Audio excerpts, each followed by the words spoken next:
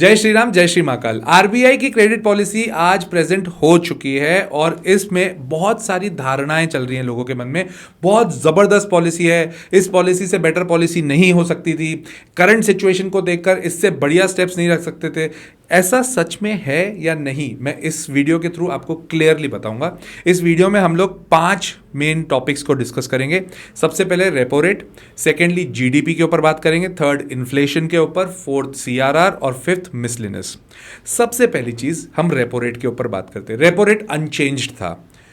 Monetary policy committee MPC आपने बहुत जगह सुना होगा, देखा होगा न्यूज में स्पेसिफिकली।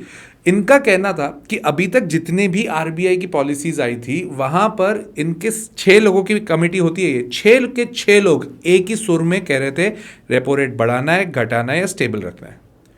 सिर्फ इसी वाली पॉलिसी में ऐसा हुआ है कि 4 लोगों ने बोला कि हमको स्टेबल रखनी है और 2 लोग चाह रहे थे कि रेट कट होना चाहिए। पूरे मार्केट को उम्मीद थी रेट कट होना चाहिए, पूरे मार्केट को लग रहा था रेट कट होगा, स्टॉक मार्केट को भी लग रहा था रेट कट होगा। जैसे ही आरबीआई पॉलिसी आई, स्टॉक मार्केट एकदम से गिरना चालू हुआ। क्यों? क्योंकि वहां पर क्लैरिटी से बोल दिया गया रेट कट में कोई चेंज नहीं है, मतलब रेट कट नहीं कर रहे हैं, रेपो रेट कोई चेंज नहीं है 6.5% पे। उम्मीद थी कि रेपो रेट स्टेबल ही रहेगा। रीजन वाज कि जीडीपी के नंबर्स एक हफ्ते पहले आए थे। तो यहां से अपन सेकंड चीज को कवर करते हैं, दैट इज जीडीपी। जीडीपी हमारे पास जो पिछले हफ्ते नंबर्स आए थे उसमें 5.4% की जीडीपी थी, which was very low as compare to what was expected.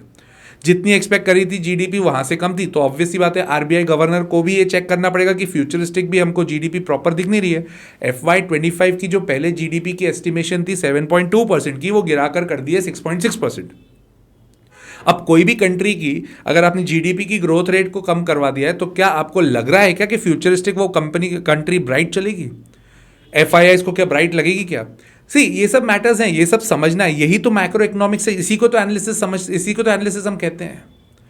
ये सब समझना बहुत इसलिए भी जरूरी है क्योंकि जीडीपी के नंबर्स के अकॉर्डिंग आपको भी अपना इन्वेस्टमेंट प्लान करना चाहिए।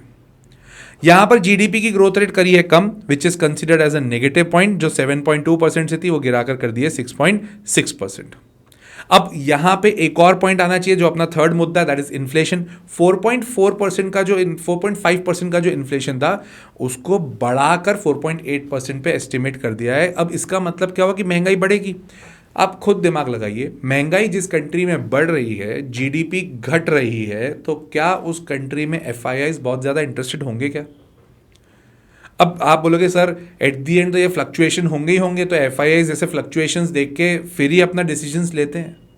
अगर किसी कंट्री में एफआईआईज आ रहे हैं मतलब उनको लग रहा है कि उनकी जीडीपी बढ़ रही है, वहां पे इन्फ्लेशन कंट्रोल में, इन्फ्लेशन हमारा बढ़ रहा है, जीडीपी गिर रही है, वेरी नेगेटिव पॉइंट, इसमें मुझे कोई डाउट नहीं है। तो सिचुएशन देखा जाए तो कंट्री की सिचुएशन अच्छी नहीं है, सीधी बात है। इन्फ्लेशन बढ़ रहा है, जीडीपी गिर रही है, तो रेट कट तो किया नहीं। रेट कट करेंगे कैसे? अगर रेट कट कर दिया होता एज ऑफ नाउ, जो कि मार्केट को उम्मीद थी, बट अगर रेट कट कर दिया होता तो आप सोचिए उस समय सिचुएशन क्या होती। इन्फ्लेशन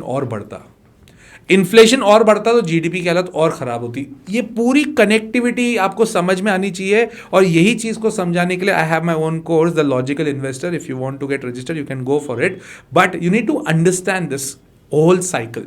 और अगर आपको मेरा कंटेंट पसंद आता है so do like the video and subscribe the channel, it is very motivating for us. एक ही ऑप्शन था आरबीआई गवर्नर के पास में कि कैश रिजर्व रेशियो कम कर दिया जाए, जो कि इतने सालों बाद फाइनली इन्होंने कम किया है। 4.5% था पहले सीआरआर, कैश रिजर्व रेशियो। पर ये होता क्या कैश रिजर्व रेशियो? हर बैंक को आरबीआई के पास में कुछ कैश जमा रखना पड़ता है, रिजर्व रखना पड़ता है। अब आरबीआई ने बोला 4.5% रखना है। अब वो अगर गिरा दिया 4% पे, मतलब कि इनको कम पैसा रखना है, तो ये पैसा कहां फ्लोट होगा? जो बैंक रखना चाह रही थी आरबीआई के पास में, ये पैसा फ्लोट होगा मार्केट में। अब यहां से लिक्विडिटी थोड़ी बेहतर हो सकती है, जिसके कारण ही 4.5% से गिराकर सीआरआर कर दिया है 4% पे। बहुत साल बात किया है। It is considered as the best move which was available. आपने रेपो रेट तो कम किया नहीं, तो सीआरआर ही घटाना पड़ा और कोई ऑप्शन नहीं था। इसके अलावा अगर हम बात करें मिसलेनियस के, हम बात करते हैं तो मिसलेनियस में कौन कौन से पॉइंट थे? सबसे पहली चीज, जो कोलैटरल फ्री फार्मर्स को लोन दिए जाते थे 1.6 लाख के, उसकी लिमिट बढ़ाकर कर दी है 2 लाख। ठीक है, फार्मर्स के लिए बेनिफिशियल है, सेक्टर वाइज देखा जाए तो अच्छी बात है ये। और इसके अलावा स्मॉल फाइनेंस बैंक्स को भी यूपीआई के क्रेडिट वाली पूरी जो स्कीम चलती है उसमें उनको इंक्लूड कर दिया गया है। मोटा माटी देखा जाए तो यही सारे पॉइंट्स थे जो कि कंसिडर करने थे हमें इस पर्टिकुलर वीडियो में। अगर आप पर्सनली मुझसे पूछे तो क्या ये पॉलिसी बहुत बढ़िया थी, I would say no, clear no.